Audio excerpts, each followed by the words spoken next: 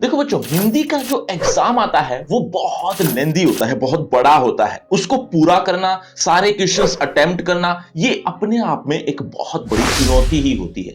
लेकिन इस बार की बात करें तो ये थोड़ा और भी ज्यादा बड़ा हो। क्यों? क्योंकि अब की बार एमसीक्यू टाइप क्वेश्चंस नहीं आने वाले, आपको लिखना है। तो इस एग्जाम को पूरा करना एक बहुत बड़ा टारगेट होगा आपके लिए। लेकिन अगर टाइम मैनेजमेंट करके या पहले से प्लानिंग करते हुए, योजना बनाते हुए अगर आप पेपर को शुरू करते हो और उसके अकॉर्डिंग ही चलते हो तो एग्जाम बहुत पहले खत्म हो सकता है। इवन रिवीजन के लिए भी टाइम बचेगा। लेकिन वो प्लानिंग, वो टाइम मैनेजमेंट होगी क्या, वो अब हम इस वीडियो में सीखेंगे। ध्यान से देखते जाइएगा। ये फिलहाल मैं 10th क्लास हिंदी अ का पेपर लिया है। की टाइम मैनेजमेंट क्या होनी चाहिए, ध्यान से सुनना। देखिए, ये तो आपको पता है कि निर्धारित समय आपको 3 घंटे मिलने वाला है और अधिकतम अंक 80 मार्क्स का होगा। तो ये तो आप पहले से जानते हैं। मैं फिलहाल पहले प्रश्न से शुरुआत करता हूं। देखो, पहला जो प्रश्न आने वाला है वो अपठित गद्यांश का आएगा, जिसमें आपको एक पैराग्राफ होगा और उसके नीचे कुछ क्वेश्चंस होंगे। और वो क्वेश्चन किस तरह के होंगे?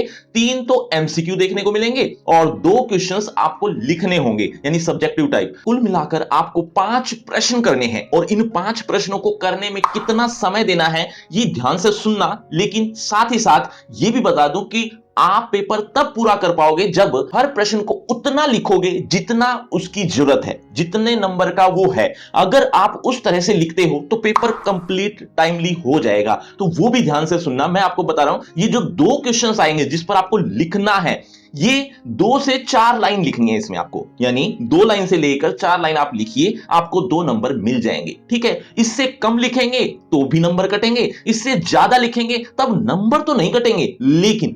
लेकिन जब ज्यादा लिखोगे तो ऑब्वियस बात है ना, ज्यादा टाइम भी दे रहे हो, और ज्यादा टाइम दे रहे हो तो पेपर छूट जाएगा लास्ट तक आते आते, आपको पता भी नहीं चलेगा।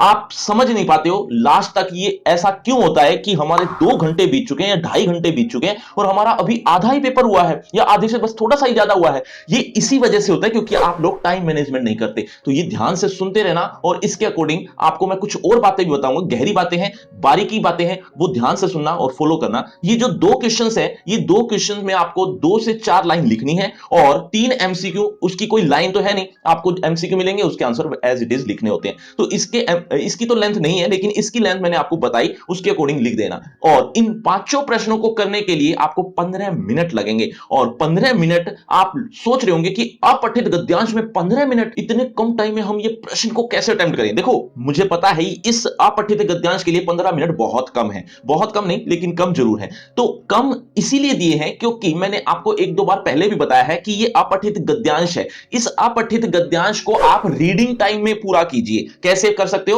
जैसे आपको रीडिंग टाइम मिलता है 15 मिनट और 15 मिनट में से 5 मिनट में आप पूरा पेपर बहुत अच्छे से देख लोगे। बहुत अच्छे से देखने का मतलब कि एक गो थ्रू हो जाओगे कि किस किस तरह के क्वेश्चंस हैं, क्या पैटर्न है, वगैरह वगैरह। ये सारी बातें आप 5 मिनट में कवर अप कर लोगे।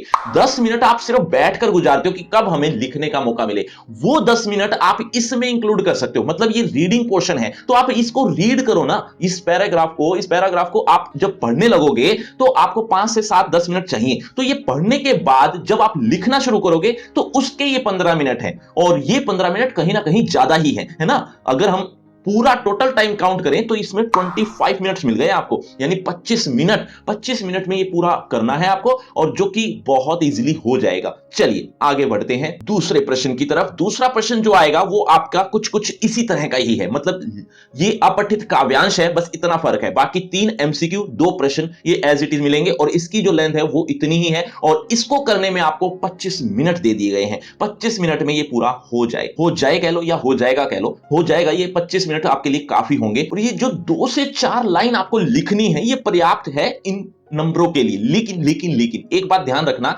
फॉर एग्जांपल, आपको ये जो कुछ इस तरह की शीट मिलती है ना, एग्जाम में कुछ इस तरह से लैंडस्केप में जो शीट मिलती है, इस तरह से आपको करना होता है, यहां पर प्रश्नों को लिखना होता है ना।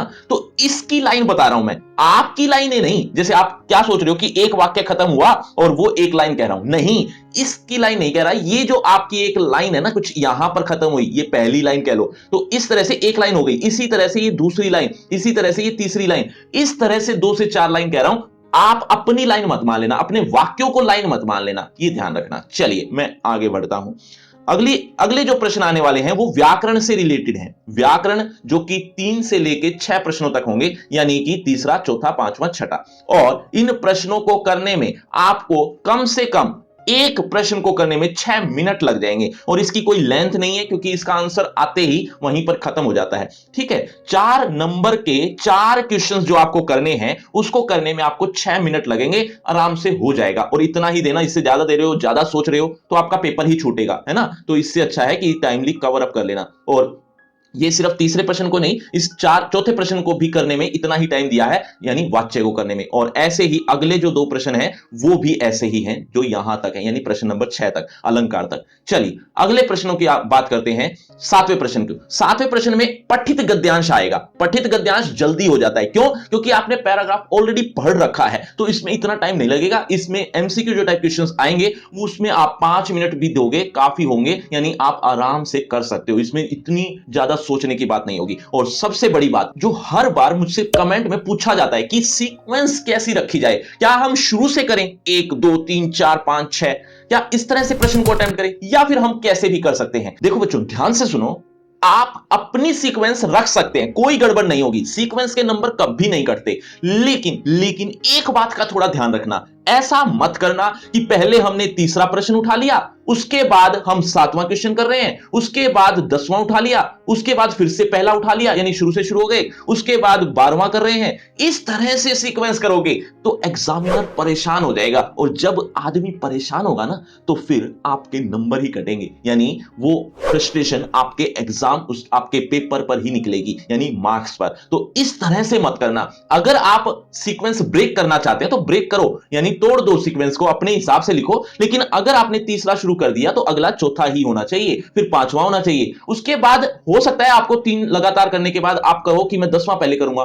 ठीक है, कर लीजिए। उसके बाद 11वां ही करना, फिर 12वां करना, फिर 13वां करना। इस तरह से सीक्वेंस रखोगे, यानी 3-4 प्रश्न लगातार, उसके बाद सीक्वेंस ब्रेक हो भी जाए तो इतनी गड़बड़ नहीं होगी। तो इस बात का थोड़ा ध्यान रख लेना। बाकी आप कैसे ही करिए, कोई दिक्कत नहीं होगी। कोशिश करिए सीक्वेंस वाइज ही कर लीजिएगा, ठीक है। ना होता हो तो कोई दिक्कत वाली बात नहीं है। चलिए अगले प्रश्न की तरफ, यानी 8वें प्रश्न की तरफ। 7वें प्रश्न में तो 5 एमसीक्यू आएंगे, लेकिन 8वें प्रश्न में कुछ लिखना होगा। देखो, जो प्रश्न आएंगे वो 3 गुना 2, 6 नंबर के होंगे, और इसमें आपको 3 प्रश्न करने हैं। ये 4 प्रश्न दिए हुए हैं, 3 प्रश्न करने हैं, और इन 3 प्रश्नों को करने में के लिए आपको 15 मिनट लगेंगे आराम से। 5-5 मिनट हर प्रश्न को देना है आपको, इससे ज्यादा मत देना। और इसमें आपको 4 से 5 लाइन लिखनी है एक प्रश्न में। 4 से 5 लाइन एक प्रश्न में करोगे तो 5 मिनट आराम से लग जाएंगे, ठीक है। इस तरह से 15 मिनट आप दे दीजिएगा। चलिए अगले प्रश्न की तरफ। अगला प्रश्न है 9वां। 9वें प्रश्न में भी कुछ ऐसा ही है, यानी पठित काव्यांश आएगा, जो जैसे पठित गद्यांश आया था वैसा ही, बस इतना फर्क है कि ये पठित काव्यांश है, ये कविता है। ये कविता भी आपकी पढ़ी हुई है तो आप इजीली जल्दी पढ़ लोगे, आसानी से। आप वैसे पहली लाइन को पढ़ते ही समझ में आ जाता है कि कौन सी कविता है, क्या लिखा हुआ है, वगैरह वगैरह।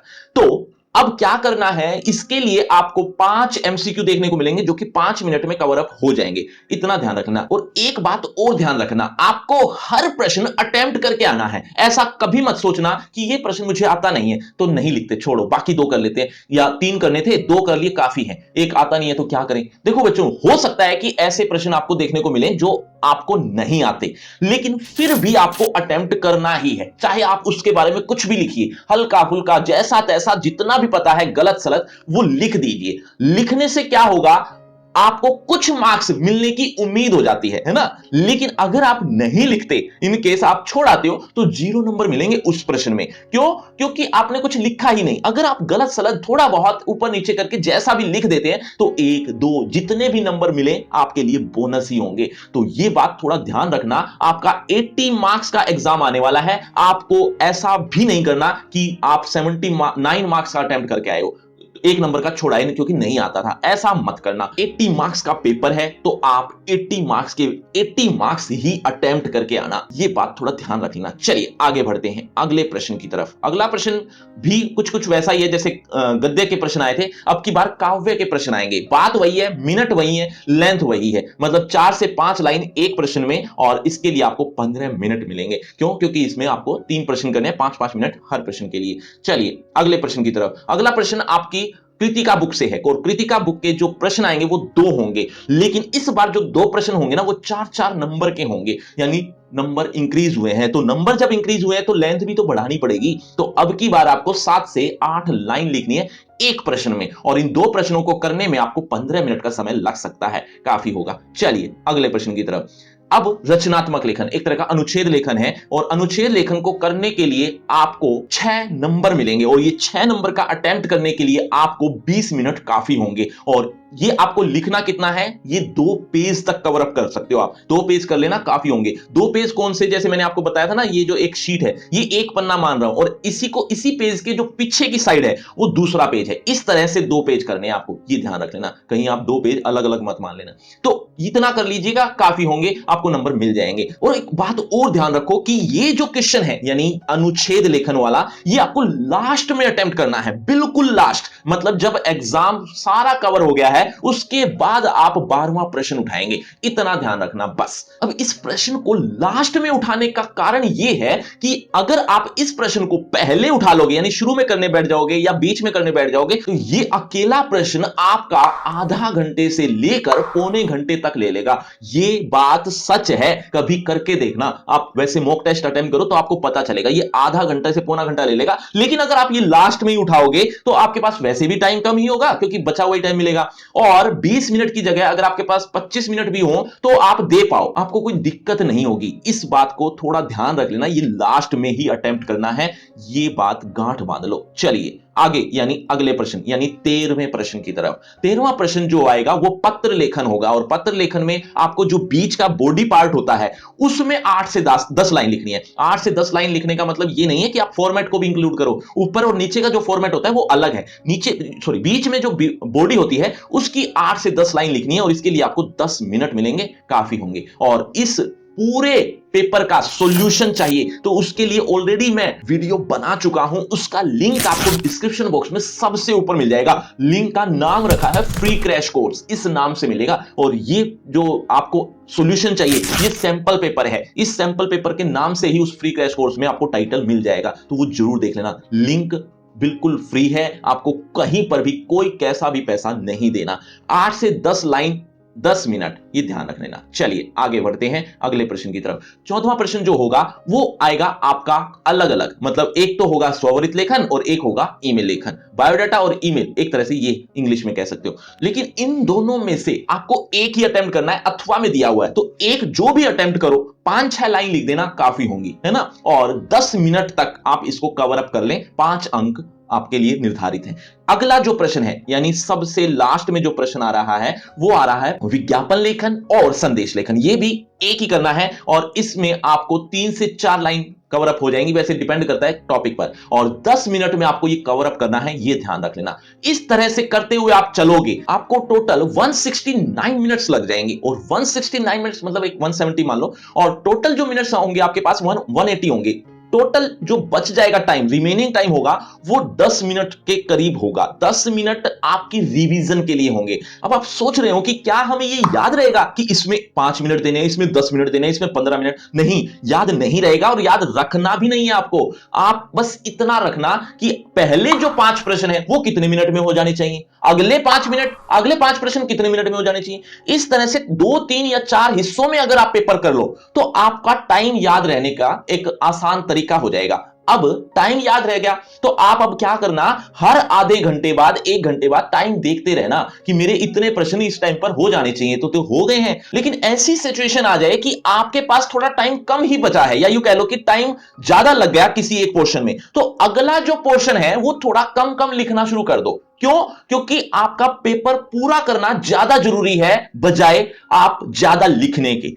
कम लिख लो लेकिन पेपर पूरा करके आना, बस इतना ध्यान रखना। एक बात और भी बता रहा हूं कि यही पीडीएफ जिसमें मैंने लिख रखा है टाइम, लेंथ, सब कुछ लिखा हुआ है, ये लिखा हुआ मैटर वाली पीडीएफ आपको चाहिए तो वो मैं टेलीग्राम पर भेज रहा हूं, टेलीग्राम पर जाकर आप देख सकते हैं। और जाने से पहले एक बात थोड़ा ध्यान से सुनना कि इस वीडियो को आप एग्जाम वाले दिन सुबह के समय इस वीडियो को जरूर देख लेना। क्यों? क्योंकि एक तो आपको रिवाइज हो जाएगा कि कितनी लेंथ देनी है, कितने मिनट देने हैं, इस बात का थोड़ा ध्यान रखना। तो कि सुबह सुबह इस वीडियो को जरूर देखना है, और इस सैंपल पेपर के सॉल्यूशन के लिए फ्री क्रैश कोर्स जरूर देख लेना। लिंक आपको डिस्क्रिप्शन बॉक्स में सबसे ऊपर मिल जाएगा। चलिए दीजिए इजाजत, शुक्रिया, धन्यवाद।